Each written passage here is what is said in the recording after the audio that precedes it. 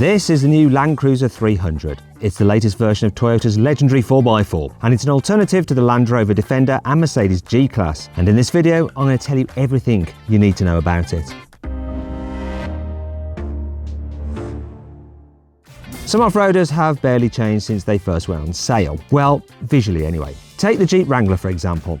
Sure, the new car is bigger than ever, but you can still instantly recognise it as a Jeep.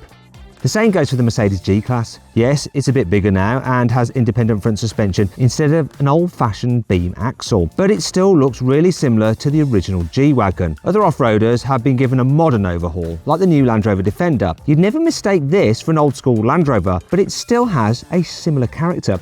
The same goes for the Suzuki Jimny and the new Ford Bronco, but the Toyota Land Cruiser is a bit different because it hasn't had one identifiable look through the years. So Toyota could have been really brave with the new car's design, but it wasn't. It looks really similar to the old model. It's just as boxy and has similar square headlights. The new car does have an even taller grille though, and there's a new piece of black trim that runs from one headlight to the other. Wow.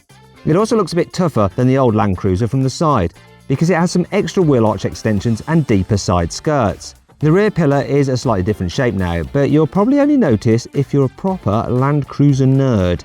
The changes at the back are pretty tough to spot too. The new 300's brake lights are slightly pointier than the old cars, and it has a few bits of extra trim in the bumper, but that's your lot. So what do you think? Is this the coolest looking off-roader on sale, or do you prefer something like a G-Class or a Jeep Wrangler? Let me know in the comments. We'll put a pinned comment, you can vote. Which is your favourite? Some new SUVs like the new Land Rover Defender use a monocoque body shell, just like an ordinary car, but others have a separate body and chassis, like the Jeep Wrangler and the Mercedes G-Class. This is a little bit old-fashioned, but having a separate chassis is better for some off-roaders because you can fit solid axles and beefy suspension to deal with massive bumps. And that's exactly what Toyota's done for the new Land Cruiser. It's built on a brand new platform called the TNGA-F, which uses a separate body and chassis. The old Toyota Land Cruiser came with one engine, a yeehaw 5.7-litre petrol V8, but you get a choice of two new V6s in the latest 300 version. First up is a 3.5-litre twin-turbo petrol V6 that produces 415 horsepower and 650 Nm of torque. That's a lot more than the 381 horsepower and 543 Nm you got from the old V8. There's also a new 3.3-litre twin-turbo V6 diesel engine. It only makes around 309 horsepower, but it cranks out a massive 700 Nm of torque. That's 50 Nm more than you get from a 3-litre 6-cylinder diesel Defender and 100 Nm more pulling power than a 3-litre 6-cylinder Mercedes G400D. And on top of all that, there's a rumour that Toyota is working on a hybrid Land Cruiser with a V6 petrol engine and a 180 horsepower electric motor borrowed from the hybrid Lexus LS. I know a hybrid Land Cruiser sounds a bit strange, but fuel economy does matter in off-roaders too, you know. You don't want to run out of petrol halfway across the Sahara Desert now, do you? You could get the previous Toyota Land Cruiser and the smaller Land Cruiser Prado with Toyota's kinetic dynamic suspension system. This used a load of hydraulics to automatically adjust the suspension to give you as much grip as possible on uneven surfaces. It could change the stiffness of the dampers and even disconnect the anti-roll bars to give you better axle articulation.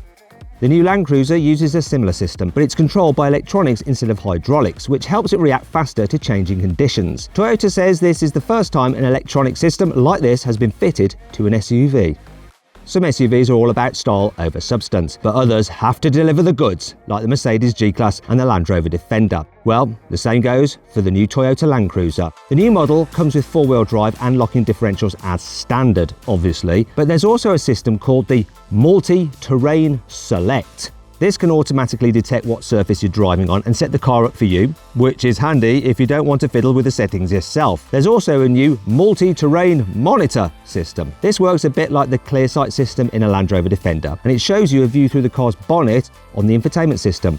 It's supposed to stop you hitting boulders on a muddy trail, but should help you avoid tall curbs when you're parallel parking in the city too. If you want to check out my in-depth review of the new Land Rover Defender, click on the pop-out banner appearing in the top right-hand corner of the screen now.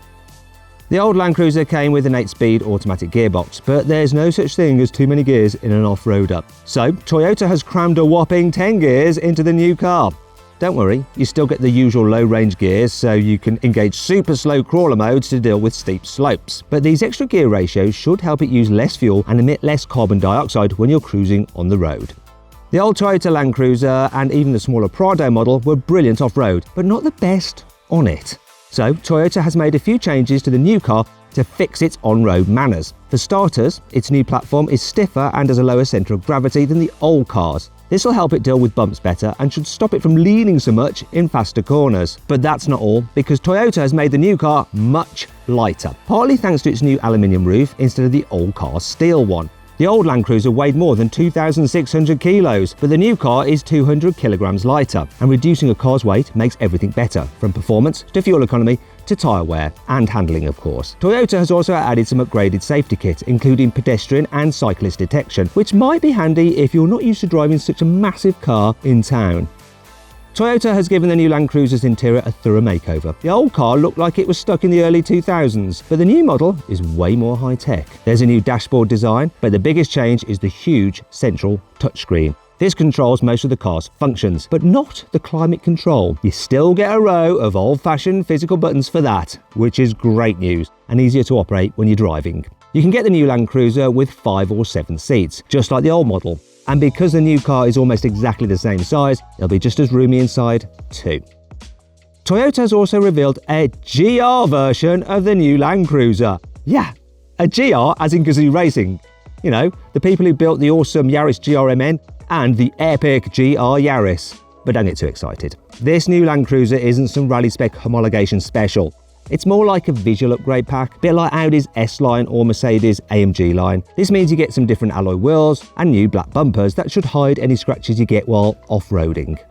Don't think about putting your name down for a new Land Cruiser 300 if you live in the UK or Europe, because it won't go on sale here, I'm afraid. It will go on sale in the Middle East and Russia though, sometime in 2021, and it'll probably set you back the equivalent of around £70,000. If you can't wait for that, I found a great deal on my favourite off-roader that you can buy right now. I'm not going to tell you what it is, but if you click on the pop-out banner appearing now in the top right-hand corner of the screen, you can check out the car and the deal I've got on it. Hey, if you enjoyed the video, please give it a like. Also, let me know of any other videos you'd like me to do in the comments below. If you click there, you can watch some more videos, and if you click on that box there, you can actually sign up to the Car Wow newsletter, where we'll keep you up to date of all the latest news and reviews from the car world in between these video uploads. So just click on that, sign up, it's completely free, and of course you can cancel anytime you want to. Thanks for watching.